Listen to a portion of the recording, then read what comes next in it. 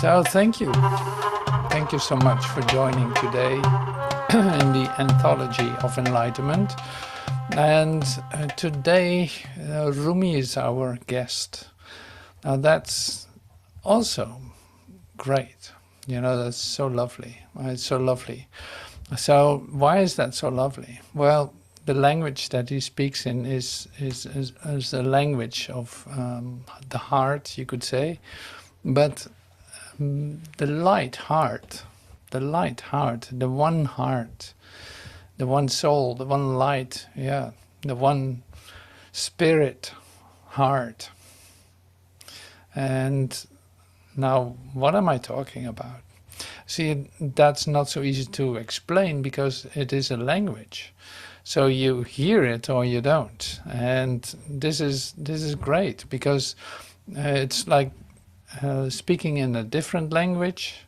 And if you come into it, so to speak, if you start to put on your antennas to your consciousness antennas and turn up the frequency a little bit, then you are receiving something that you cannot describe. And of course, that is with all the masters in their own specific frequency. And with Rumi, that's also that case. So Rumi speaks in the language. He say, historically, was from Persia in the 1200s. And so that time, the same time as our dear friend from Erfurt, Meister Eckhart, like just about the same time. So they caught a frequency. He too, like the same as Meister Eckhart, also Rumi caught a frequency, was touched by a frequency, picking up information that was available for years, 1200 years after Jesus received that message too. So it's like, yeah, that's timeless. This frequency is timeless. So that's why I say, open up your antennas and turn up the frequency, scan the frequency. It's like a frequency scanner, just like a radio. You like try to get the right frequency. And with Rumi, you could say it's also a high frequency. And it's lovely because it will do something with you, whether you understand what he's saying or not, or whether it's too cryptic or too poetic or too this or that. Still, this language can speak to you in different ways. So that's really something else. So to prepare, I had okay, so how are we going to do this? Because the Persian culture is not a European country or a European culture. So the language is really different. The language of culture is really different. And now I found some music that might help to come into it. It's almost like entering into an atmosphere. And that would be like the perfect entrance point of, say, tuning your frequency, tuning your radio to the right station, you could say. And yeah, let's do it like that. So this is just about maybe 10 minutes or 8 to 10 minutes of specific music from say Persia, from the Persian Empire, from Iran, the culture of Iran. But Iran is located in a country now, but so the Persian Empire is typically something that changes shape every now and then, maybe every 50 years. If you go through the history, you see every 50 years there's a whole different Persian Empire. So it is today. And I'm going to play that music and see if that works for you. Try to open to it. Try to get into the frequency. You could say scan and be still and listen and open. It's so different but so beautiful. And that's why I'm sharing it with you.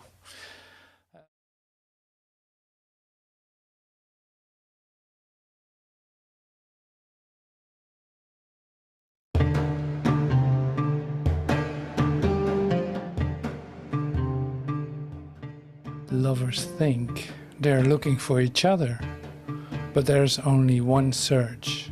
Wandering this world is wandering that. Both inside one transparent sky. In here there's no dogma and no heresy. The miracle of Jesus is himself, not what he said or did about the future. Forget the future. I'd worship someone who could do that. On the way, you may want to look back or not, but if you can say, there's nothing ahead, there will be nothing there. Stretch your arms and take hold the cloth of your clothes with both hands. The cure for pain is in the pain. Good and bad are mixed. If you don't have both, you don't belong with us. When one of us gets lost, is not there, he must be inside us. There's no place like that anywhere in the world.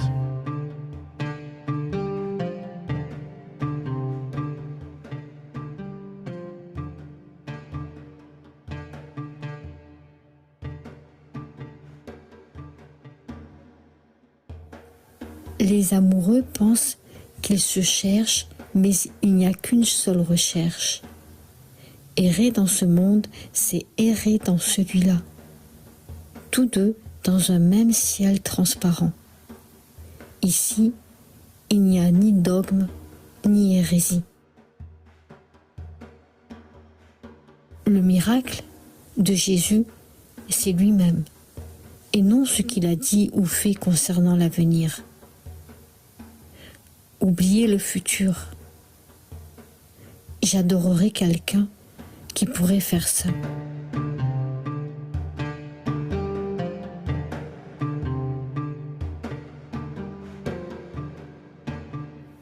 En chemin, vous voudrez peut-être regarder en arrière ou pas, mais si vous pouvez dire qu'il n'y a rien devant, il n'y aura rien là-bas.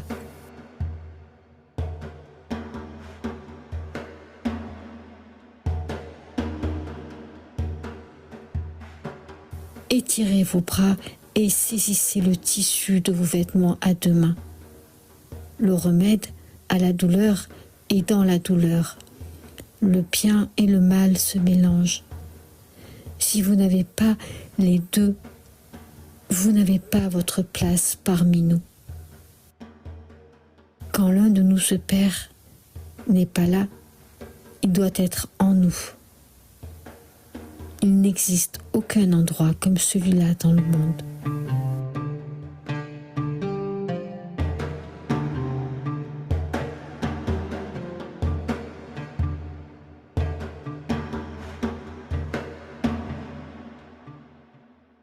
So thank you so much for joining in this and saying, yeah, there's a whole different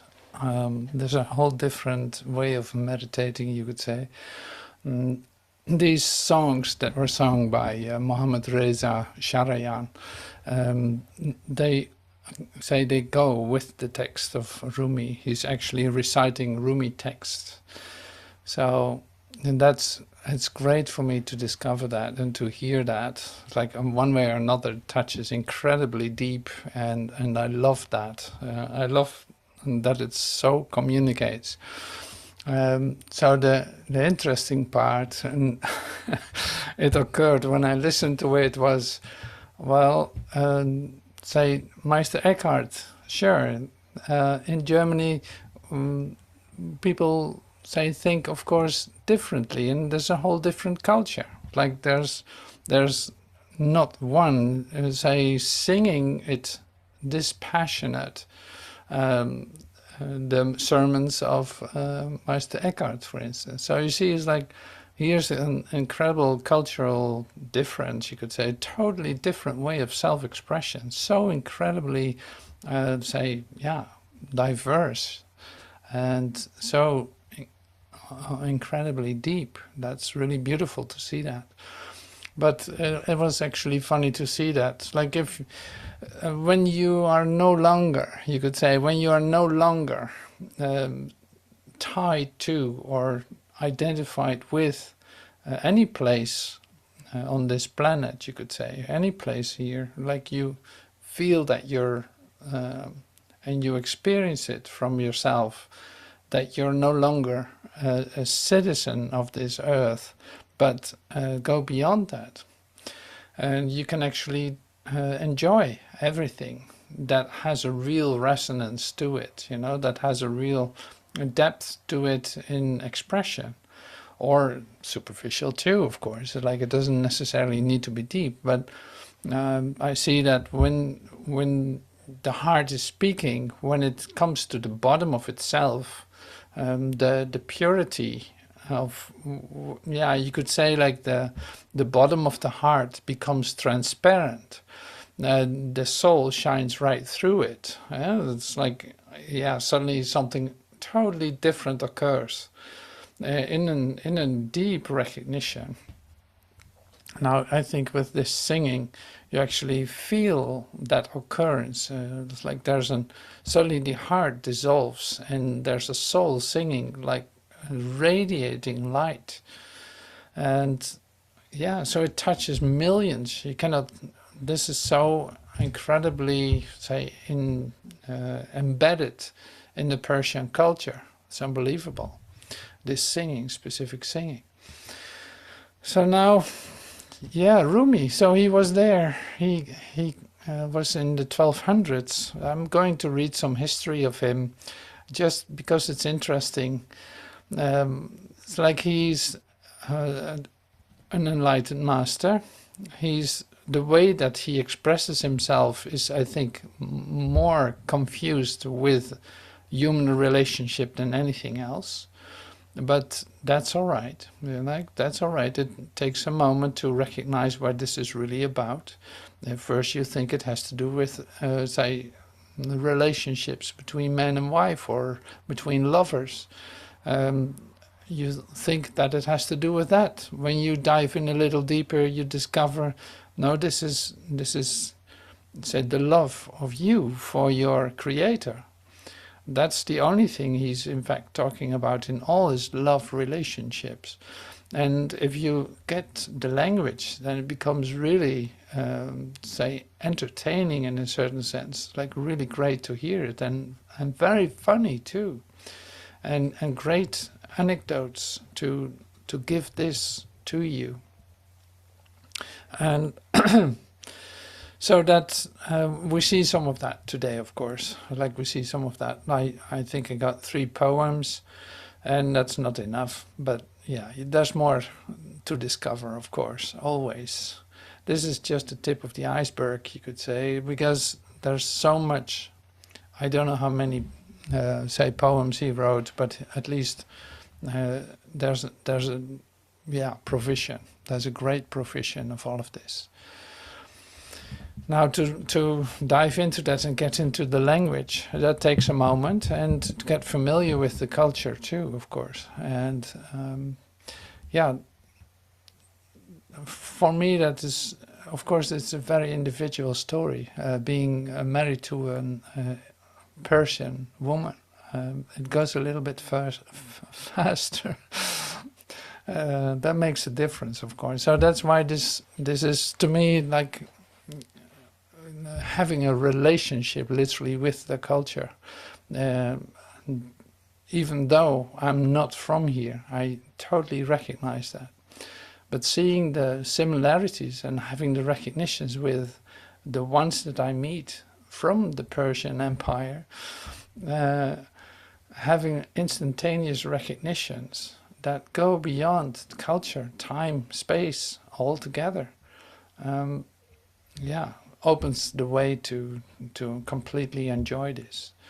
So that's the same with the poetry, that is the same with the music, and so on and so forth. So here's Rumi, a picture of him, I don't know, but Okay, so here's an interesting fact. This is from the book that I used, The Essential Rumi, translated by Coleman Barks. So Rumi was in fact always writing in Persian language. So Persians and Afghanis call Rumi Jallaludin Balki. Jallaludin Balki. Now Persians and Afghans, here's the first confusion, because in the time that Rumi was there, the Afghanistan, as we know today, was part of the Persian Empire. The same with Turkey. Persians and Afghanis call Rumi Jallaludin Balki. He was born September 30th, 1207 in Balkh, in Afghanistan, so to speak. Well, there was the Persian Empire, which was then part of the Persian Empire. There you go. The name Rumi means from a Roman Anatolia. He was not known by that name, of course, until after his family, fleeing the threat of the invading Mongol armies, emigrated to Konya, Turkey, which was also part of the Persian Empire, sometime between 1215 and 1220, sorry. His father, Bahauddin Walad, was a theologian and jurist and a mystic of uncertain lineage.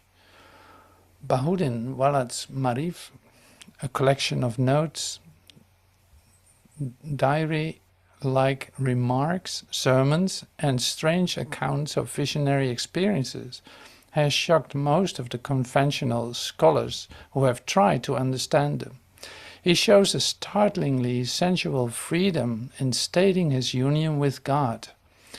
Rumi was instructed in his father's secret inner life by a former student of his father, and I will not try his name, B.M. He's called B.M. Burhan and Rumi also studied Sanai in Attar. At his father's death, Rumi took over the position of sheikh in the dervish learning community in Konya. His life seems to have been a fairly normal one for a religious scholar, teaching, meditating, helping the poor, until in the late fall of 1244, when he met a stranger who put a question to him. And that stranger was the wandering dervish Shams of Tabriz, who had traveled throughout the Middle East searching and praying for someone who could endure my company. A voice came, "What will you give in return?" "My head. The one you seek is Jallaludin of Konya." So he had to look for Rumi, in other words. The question Shams spoke made the learned professor faint to the ground. We cannot be entirely certain of the question, but according to the most reliable account, Shams asked who was greater, Muhammad or Bestami? For Bestami said, "How great is my glory," whereas Muhammad had acknowledged in his praise to, "We do not know you as we should." So that is the introduction to Rumi. So he, almost like a friend, was Shams.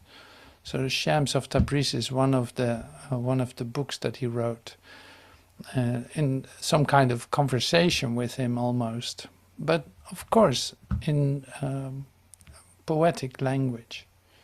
So I'm not too much interested in historic details, just I wasn't really for the other ones, but I wanted to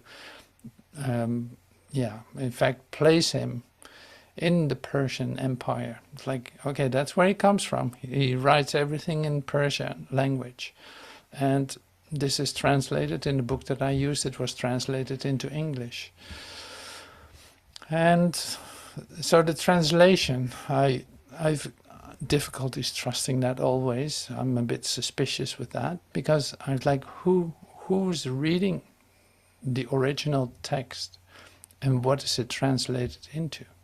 Like, what consciousness is reading it and translating it? if you see Rumi's work as poetry and beautiful lover's poetry, you miss the whole part. You miss the whole context, in fact. So I'm willing to share this. And I took out some of the parts that I think like, oh yes, here I can see some light shining through. Yeah, that makes sense. So that's why I used it. Now, let me share that with you. See what happens.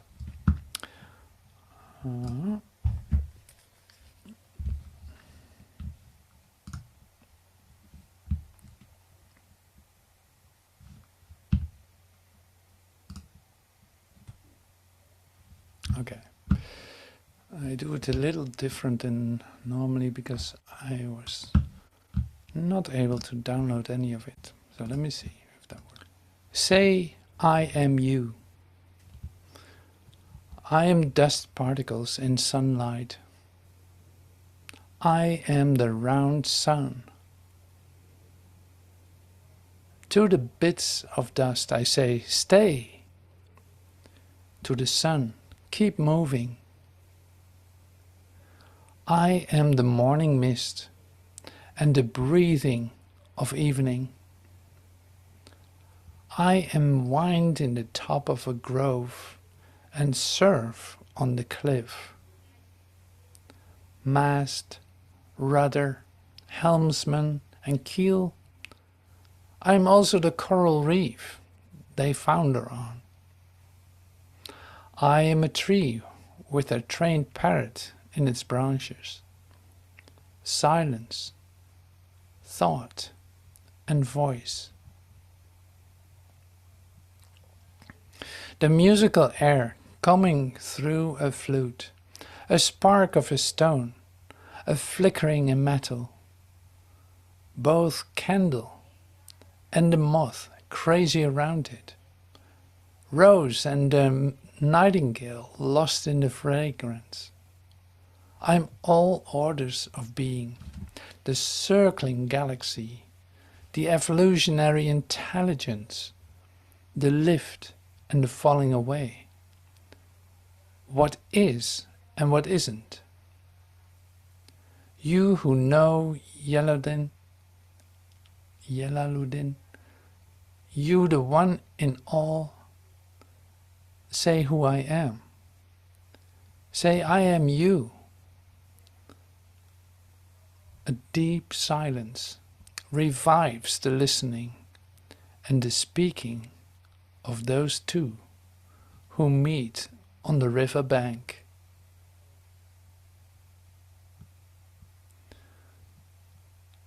Like the ground turning green in a spring wind, like the bird song beginning inside the egg, like this universe coming into existence, the lover wakes and whirls in a dancing joy, and then kneels down in praise.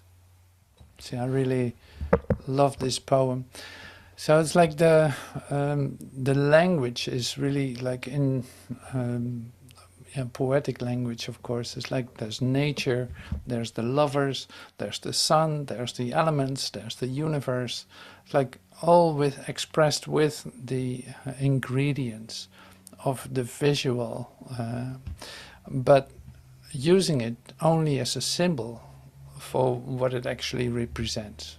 So we see this, of course, in language generally, but here it is being used in a very specific way.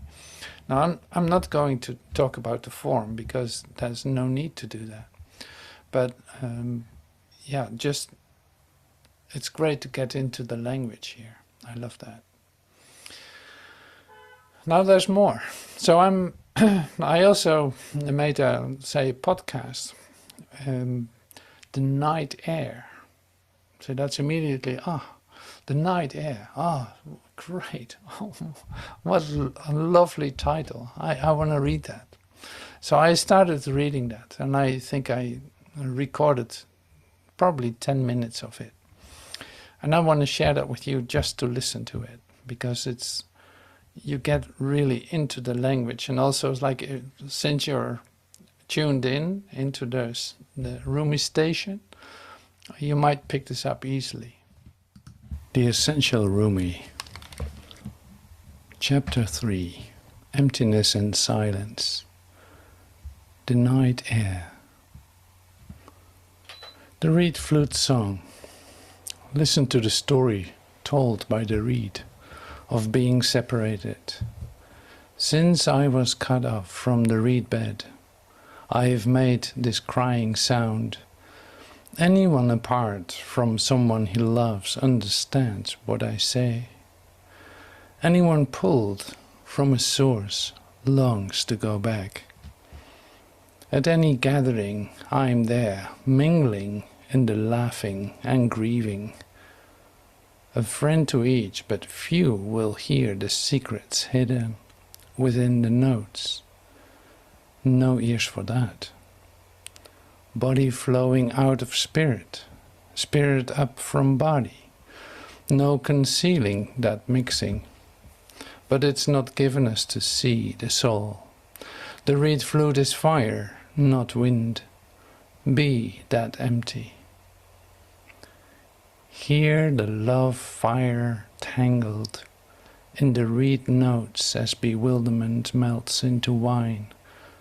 The reed is a friend to all who wants the fabric torn and drawn away. The reed is hurt and self combining. Intimacy and longing for intimacy, one song. A disastrous surrender and a fine love together. The one who secretly hears this is senseless. A tongue has one customer, the ear. A sugarcane flute has such effect because it was able to make sugar in the reed bed. The sound it makes is for everyone. Days full of wanting, let them go by without worrying what they do. Stay where you are inside such a pure, hollow note. Every thirst gets satisfied except that of these fish, the mystics, who swim in a vast ocean of grace, still somehow longing for it. No one lives in that without being nourished every day.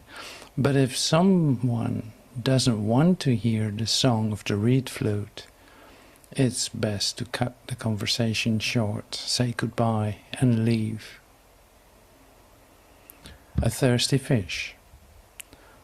I don't get tired of you. Don't grow weary of being compassionate toward me. All this first equipment must surely be tired of me. The water jar, the water carrier. I have a thirsty fish in me that can never find enough of what it's thirsty for. Show me the way to the ocean. Break these half measures, these small containers. All this fantasy and grief.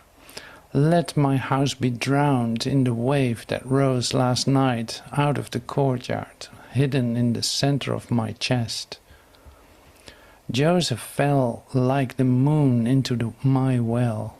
The harvest I expected was washed away, but no matter what. A fire has risen above my tombstone hat.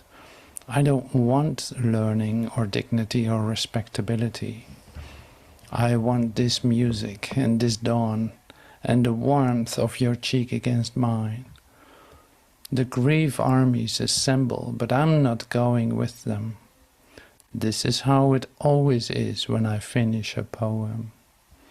A greater silence overcomes me, and I wonder why I ever thought to use language. Enough words? How does a part of the world leave the world?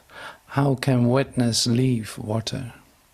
Don't try to put out a fire by throwing on more fire. Don't wash a wound with blood. No matter how fast you run, your shadow more than keeps up. Sometimes it's in front. Only full overhead sun diminishes your shadow. But that shadow has been serving you. What hurts you blesses you. Darkness is your candle. Your boundaries are your quest. I can explain this, but it would break the glass cover on your heart. And there's no fixing that. You must have shadow and light source both. Listen and lay your head under the tree of awe. When from that tree feathers and wings sprout on you, be quieter than a dove. Don't open your mouth for even a coo. When a frog slips into the water, the snakes cannot get it. Then the frog climbs back out and croaks, and the snake moves towards him again. Even if the frog learned to hiss, still the snake would hear through the hiss the information he needed, the frog voice underneath. But if the frog could be completely silent, then the snake would go back to sleeping and the frog could reach the barley.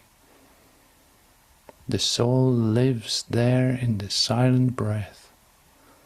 And that grain of barley is such that when you put it in the ground, it grows. Are these enough words, or shall I squeeze more juice from this? Who am I, my friend? This world which is made of our love for emptiness. Praise the emptiness that blanks out existence. Existence? This place made from our love for that emptiness. Yet somehow comes emptiness, and this existence goes. Praise to that happening over and over. For years I pulled my own existence out of emptiness. Then one swoop, one swing of the arm, that work is over. Free of who I was, free of presence, free of dangerous fear, hope, free of mountainous wanting. The here and now mountain is a tiny piece of a straw blown off into the emptiness. These words I'm saying so much begin to lose meaning. Existence, emptiness, mountain, straw. Words and what they tried to say swept out the window, down the slant of the roof. Quietness. Inside this new love, die. Your way begins on the other side. Become the sky. Take an axe to the prison wall. Escape. Walk out like someone suddenly born into color. Do it now. You're covered with thick cloud. Slide out the side. Die and be quiet. Quietness is the sure sign that you have died. Your old life was frantic, running from silence. The speechless full moon comes out now. Sanai. Someone says Sanai is dead. No small thing to say. He was not bits of husk, or a paddle that freezes overnight, or a comb that cracks when you use it, or a pot crushed open on the ground. He was fine power in a rough clay dish. He knew what both worlds were, a grain of barley. One he slung down, the other up. The inner soul, that presence of which most know nothing, about which poets are so ambiguous, he married that one to the beloved. His pure gold wine pours on thick wine dregs. They mix and rise and separate again to meet down the road. Dear friend from Margas, who lived in Ravi, in Rum, court from the mountains, each of us returns home. Silk must not be compared with striped canvas. Be quiet and clear now, like the final touch points of calligraphy. Your name has been erased from the roaring volume of speech.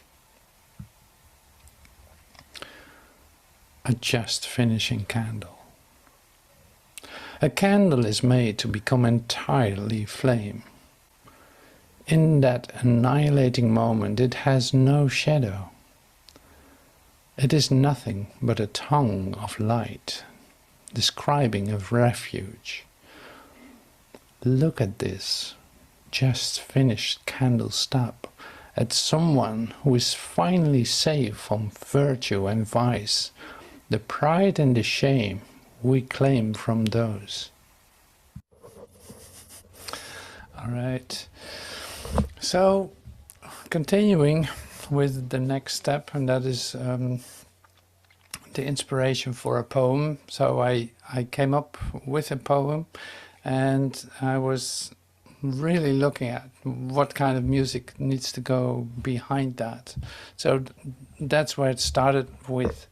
And so I want to share that with you right now, so you can enjoy that. First I will play it, and then I will say recite it too.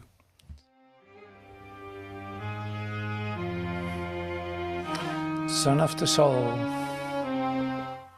look at it. Nothing is stranger to this world as the sun, even more so the son of the soul.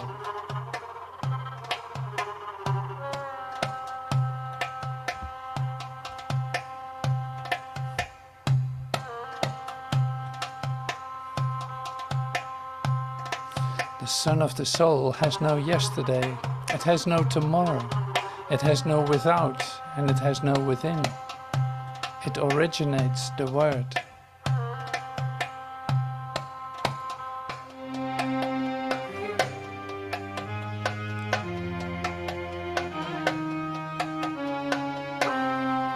It cannot be imagined, it cannot be spoken nor heard. Now I can heal you. Be not afraid. I will do to you what rain does to a meadow.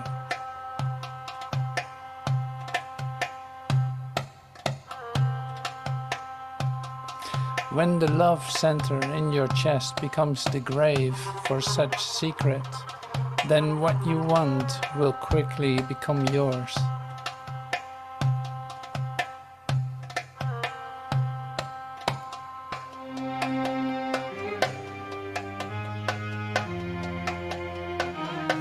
Seeds must hide in the ground to become whatever is in them. Let the mirror of your soul be clean in its reflection.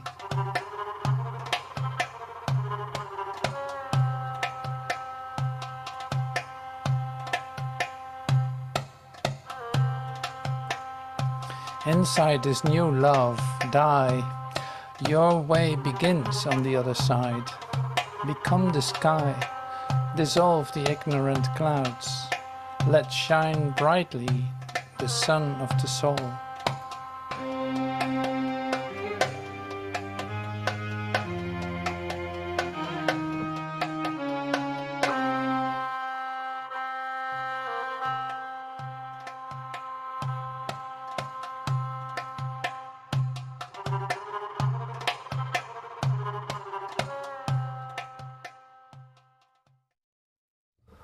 All right. So that was the poem that came to me, or that I say generated. It was given to me to do it this way. Is what I always say. Is like, yeah, it's inspiration, because otherwise I would have no idea what to put down. So this was given to me, and to share with you, and that's really lovely, as well as the music. And it's like the music is always like virtual sound, you could say, virtual sound, because I use, like, it is already recorded, but I use it and play with the different tones and instruments. Not that I play the instruments, but I do play the instruments. So that's quite mysterious when I say it like this. All right, so I want to say one more poem, because they're all like beautiful, that I found like so beautiful to share. So where everything is music. Don't worry about saving these songs. And if one of our instruments breaks, it doesn't matter. We have fallen into the place where everything is music. The strumming and the flute note rises into the atmosphere. And even if the whole world's harp should burn up, there will still be hidden instruments playing. So the candle flickers and goes out. We have a piece of flint and a spark.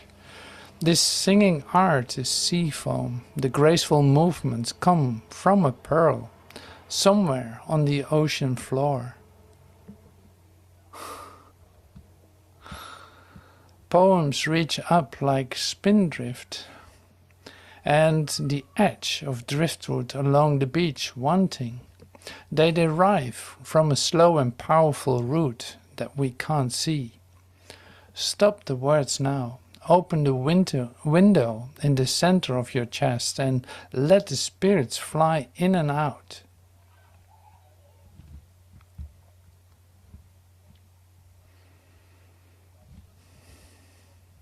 So I'll do this one more time, because where everything is music. Don't worry about saving these songs, and if one of our instruments breaks, it doesn't matter. We have fallen into the place where everything is music. The strumming and the flute notes rise into the atmosphere, and even if the whole world's harp should burn up, there will still be a hidden instrument playing. So the candle flickers and goes out. We have a piece of flint and a spark. The singing art is sea foam. The graceful movement come from a pearl, somewhere on the ocean floor. Poems reach up like spindrift and the edge of driftwood along the beach wanting. They derive from a slow and powerful root that we can't see. Stop the words now. Open the window in the center of your chest and let the spirits fly in and out.